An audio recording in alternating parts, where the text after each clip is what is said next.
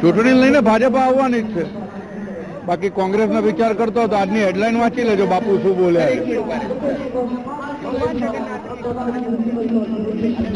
રથયાત્રામાં ભાગ લેવા માટે અહીંયાના સાંસદ પરેશભાઈ રાવલ પહોંચ્યા છે, એમની સાથે વાત કરીએ. સાહેબ, ખાસ આજે રથયાત્રાના દિવસે તમે ઉપસ્થિત રહ્યા છો, શું કઈ કહેશો લોકોને? શું કી નથી આ સુખમય શાંતિમય ભાઈચારાની લાગણીથી રથયાત્રા થઈ રહી છે, એનો અનેરો આનંદ છે.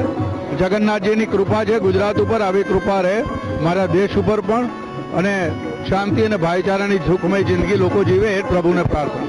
આવા તહેવારો લોકો માટે કેટલા મહત્વના હોય? બહુ મહત્વનો હોય છે આવા તહેવારો, કારણ કે આમાં તહેવારોમાં લોકો સાથે મળીને ઉજવતા હોય છે. ભાઈચારાની લાગણી વધતી હોય છે, સંપની લાગણી વધતી હોય છે, દેશ માટેની લાગણી વધતી હોય છે. બહુ જરૂરી છે આ બધા તહેવારો. ચૂંટણી લક્ષી શું કઈ પ્રાર્થના હશે આજે જગન્નાથ? પણ ચૂંટણી લક્ષી તો કહેવાનું શું, ભાજપ જ આવવાની છે, સિમ્પલ છે. તો હતા પરેશભાઈ રાવલ અને તેઓ અહીંયાના સાંસદ છે, અને આજના ખાસ દિને તેઓ દર્શન કરવા માટે અને જે જગન્નાથજીના રથ આવશે એને સ્વાગત માટે તેઓ ઉપસ્થિત રહ્યા છે.